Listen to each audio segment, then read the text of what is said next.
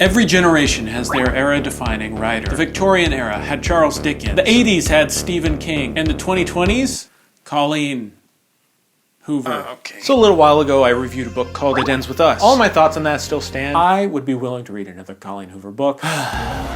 Go watch the video. I think it's a good video. But of course, after a massive sensation, there has to be a sequel. All right, but here's the thing. I was planning to not like this book. It has very simple writing style. Characters are mostly flat and one-dimensional. There's some problematic depictions and interpretations of abusive behavior. And yet, I thought the first book had a really strong message about domestic abuse and domestic violence. The book overall is not as interesting as It Ends With Us. It's basically like an extended epilogue. She even says, you know, in the intro, like, hey, this is for my fans who wanted to see more of these characters. Yeah, so I liked the book. We're getting into it. I tried to give It Starts With Us a fair shake. Went out for a walk, went to a coffee shop nearby. Luckily, I got there and back without getting wet. We moved around near Seattle lately, so it's been raining a lot. I honestly have my Vessies to thank for that. Have you heard of Vessi? I absolutely love having Vessies. You know, I've been using my older pair everywhere, but I've been loving their new model, the Stormburst. These are perfect for long walks and hikes I've been taking lately. I never have to decide what shoes to wear in the winter anymore. I just leave these by the front door because they're 100% waterproof. This is sponsored, by the way.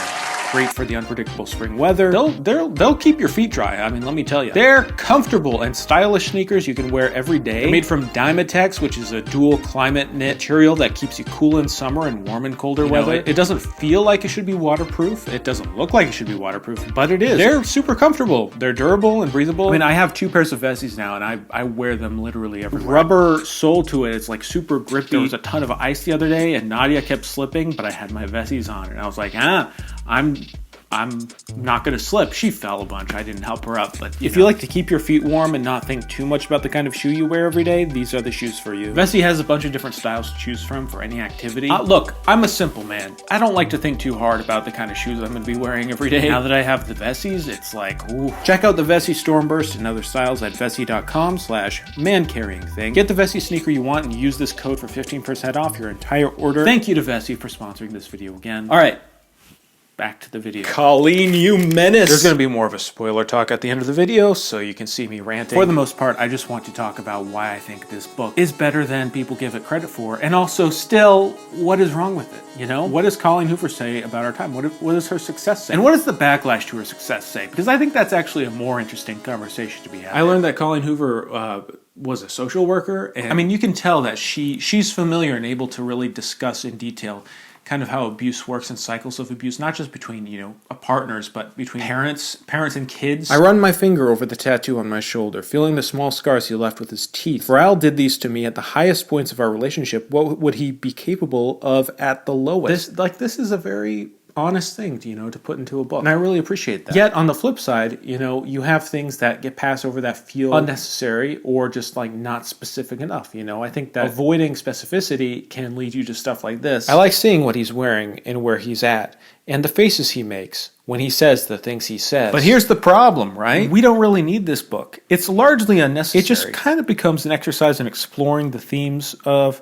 abuse in a different way, which I'm actually fine with. I mean, people who are complaining like, oh, this book didn't need to be written. Well, it was. Like, people wanted it. It's selling 1 billion copies. So what are you going to... that's just how it is. We're exploring the relationship between 2 of the characters in the first book. It felt a little bit more up in the air. I mean, I think the first one felt inevitable. This one was kind of like, where's it even going to end? How much of their relationship are we going to see? How messy is this going to get? The abusive character from the first book is in the second book, and he's still the way he is. I really was afraid that there was going to be some romanticizing of his behavior, and it was a very realistic depiction of this type of person, and I liked where Colleen Hoover was taking it. I'll complicate your life or Raoul's life. His complications become my complications. He's the father of my child. Like, I haven't read a lot of books where you're dealing with the complications of having, like, someone in your life who you don't want to have in your life, but it's, divorce. It's messy. Problems remain, however. I feel like Colleen Hoover is afraid to make things messy. I feel like everything has to be neat and concise and come together and have a point. If she were willing to bring in some chaos, maybe, and into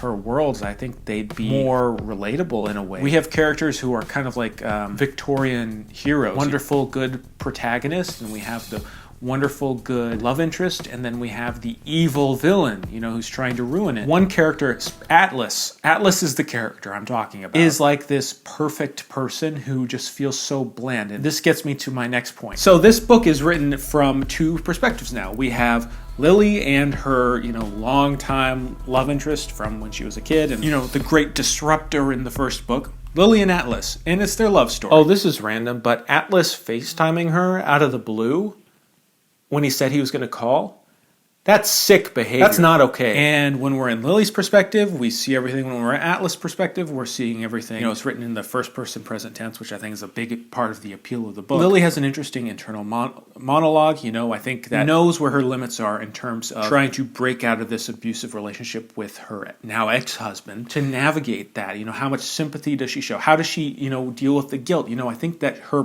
process is very real. Atlas has some of that. However, there becomes a point in the book when he is like the spokesperson for the author, kind of speaks on behalf of Colleen Hoover at a certain point. And I get that there is an element of fantasy to romance books. It seems like people don't even like Atlas. I mean, they like Atlas, like admire him as a person for being a good person, but he's not super lovable, I guess, in a way. He was homeless. He has an abusive mother and obsessed with Lily and making her life perfect, and he's just a great guy. He owns 2 restaurants. I mean, this guy, he's been through shit. He was abused. He was in the military, and there's no clear indication that he got over things or has processed things. You know, he's become successful in business, but maybe, you know, Colleen Hoover's vision of the world, like that's a sign that you're fine. There's no politics in these books. There's nothing to say about world events. But when we do get a glimpse into these characters' lives, you get maybe a sense that Colleen Hoover is a touch removed these days. I don't know. I think I'm tired of it, or tired in general. It's a lot, and it's tedious work for not very much financial return. Lily's talking about, you know, owning a successful flower shop. Her romantic interest owns 2 successful businesses, and her ex-husband is a wildly successful neurosurgeon. I mean, I'm proud that it's been successful and that I did it, but sometimes I daydream about working in a factory assembly line. Stop it. The whole time reading this, I couldn't get over how well written this book is. Hear me out. You may be saying, what? No, this is romance trash. This is just like written at like a 4th grade reading level. People who have never read, you know, in years are picking these up and saying it's, you know, great. Yeah.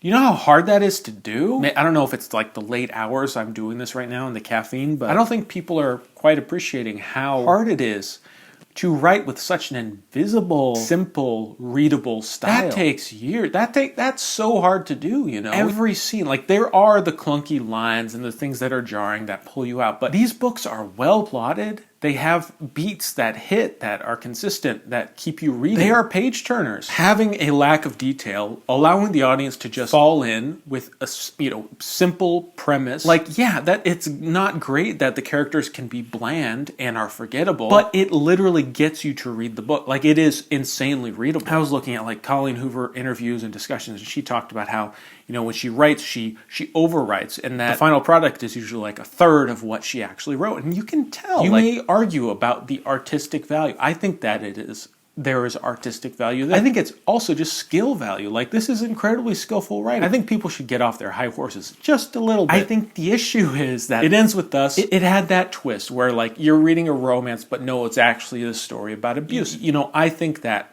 is a trick. I think it was an effective trick, but a lot of people didn't like that, and I think that's fine. And I think that doing that trick, you're going to have like a messy situation. This book is way more clear-cut. There's the romance, and then there's the abuse stuff. The romance is more pure there. I don't read romance, you know, but I can get into a book like this, you know. There's romance books that I've tried to read, but that I can't get into. But this, it's so effortless. It's like, you know, people who look at abstract art and are like, well, I could do that.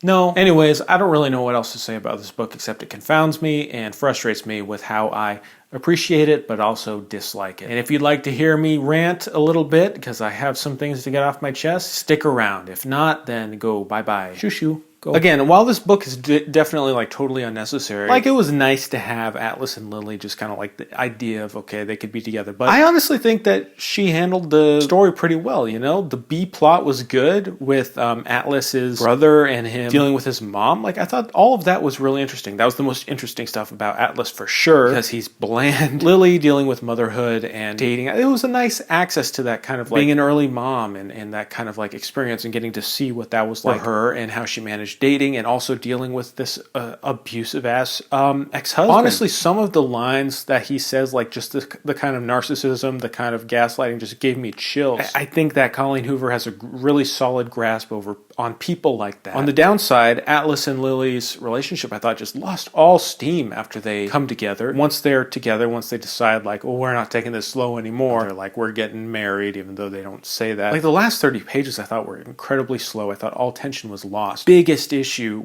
was with like the third act, was like the culminating scene. So all right, here's what should have happened, I think, because like Atlas and Lily's relationship just was too perfect. We need to give Atlas some flaws. What if he's like not super open and like that's an issue where like he can't be open to Lily and then overcorrects with Ryle, you know? What if when Ryle comes and punches him in the face, he doesn't give him like a Mr. Rogers talk and just spout the words of the author? That annoyed the hell out of me. Ryle comes and we're like, oh my God, Ryle's such an asshole. He comes and punches him at his own restaurant. Atlas is so perfect. It's just, it annoyed the hell out of me. Like, can we just let him be slightly realistic?